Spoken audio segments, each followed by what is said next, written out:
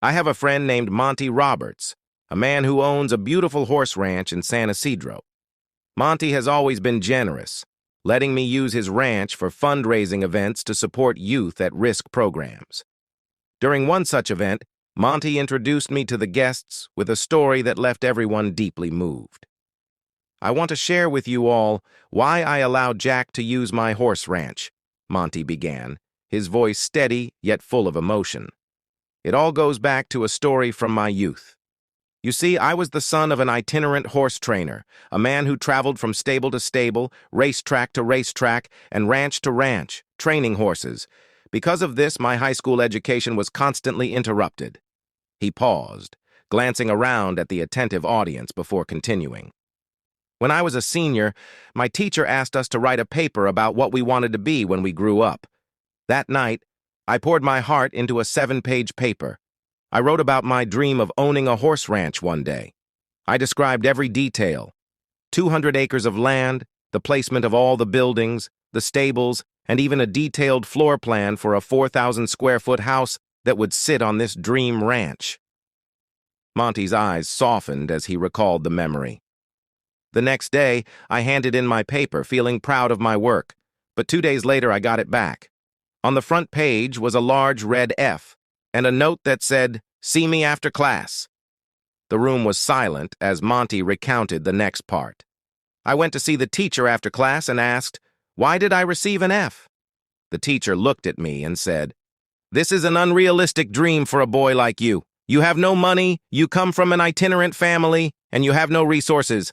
Owning a horse ranch requires a lot of money. You'd need to buy the land, pay for the breeding stock, and cover large stud fees. There's no way you could ever do it." Then the teacher added, "If you rewrite this paper with a more realistic goal, I'll reconsider your grade." Monty paused, letting the weight of the story sink in before he continued.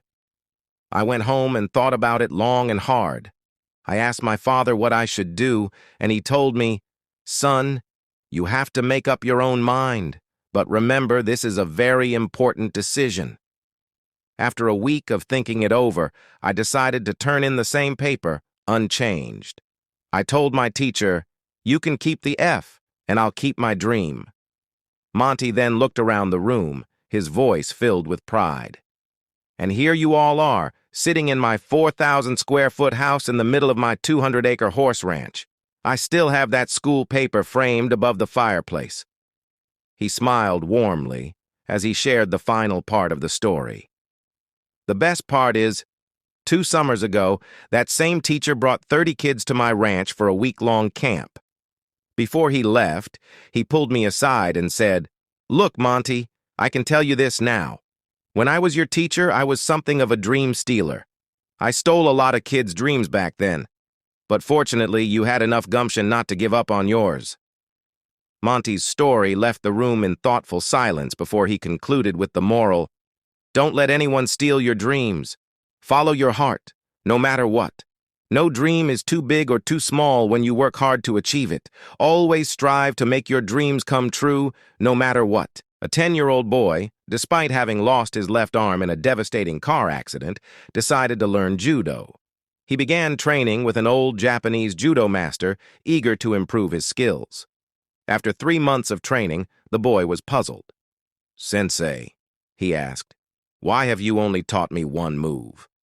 The master, looking at the boy kindly, replied, "This is the only move you know, and this is the only move you'll ever need to know." Confused but trusting his teacher, the boy continued his training diligently. Several months later, the master took him to his first judo tournament. To his surprise, the boy won his first 2 matches with ease. The third match was tougher, but his opponent became impatient and charged. The boy used his one move to win.